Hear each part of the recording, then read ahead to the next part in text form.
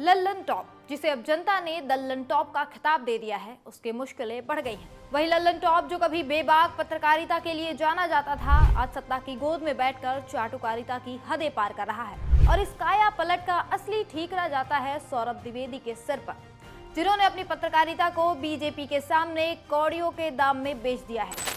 लेकिन इस चाटुकारिता ने सौरभ द्विवेदी के सामने एक नई समस्या खड़ी कर दी है। उनके सारे साथी उनका साथ छोड़कर जा रहे हैं। इसमें एक बड़ा नाम है अभिनव पांडे का। वही अभिनव पांडे, जो सौरभ द्विवेदी के बेहद करीबी माने जाते थे, वो अब लल्लन टॉप को छोड़ चुके हैं। और वो अकेले नहीं गए, उनके साथ एक एक कर कई पत्रकारों ने सौरभ द्विवेदी का साथ छोड़ दिया है।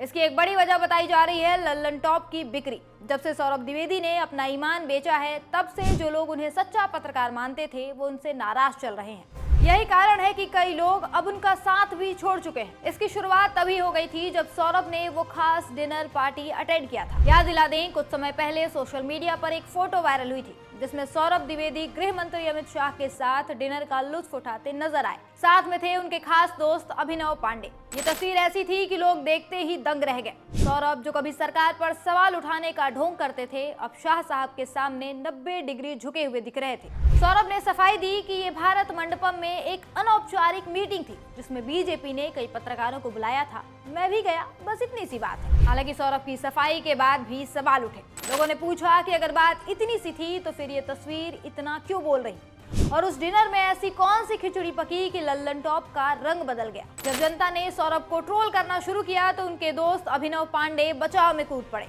लेकिन बचाव करते करते अभिनव ने एक ऐसा ट्वीट कर दिया कि उनकी भी पोल खुल गई। अभिनव ने कहा, जो लोग सौरभ को ट्रोल कर रहे हैं, उनकी रोजी रोटी हमारे सहारे चलती है। मतलब ये तो वही बात हो गई कि उल्टा चोर कोतवाल को डांटे। इस ट्वीट के बाद जनता ने अभिनव को भी लपेटे में लिया और जमकर खरी खोटी सुनाई। शायद इसी के बाद अभिनव को समझ आ गया कि चाटुकारिता कितनी महंगी है, इसीलिए उन्होंने सौरभ से अपना रास्ता अलग कर लिया। लेकिन सौरभ अब पीछे नहीं हट सकते, क्योंकि वो इस खेल के पुराने खिलाड़ी हैं। जान लीजिए कि सौरभ द्विवेदी का बीजेपी प्रेम कोई नई बात नहीं है, ये तो उनके खून में है। सौरभ ने अपनी पढ़ाई सरस्वती शिशु मंदिर से की, जो आरएसएस का स्कूल है।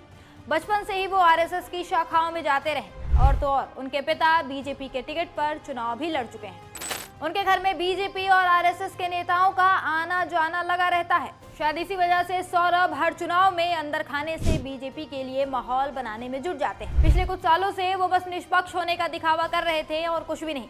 और जब से शाही भोज से सौरभ आए हैं, तब से ये खुलकर चाटुकारिता करने लगे हैं। ये बात जनता भी धीरे धीरे समझ गई है। पहले जो लल्लन टॉप सरकार से सवाल पूछता था, वो अब मोदी सरकार की तारीफों के पुल बांधने में जुटा है। हर खबर में बस एक ही राग आलापा जाता है, मोदी जी ने ये किया, मोदी जी ने वो किया। जनता की समस्याओं का जिक्र तक नहीं होता।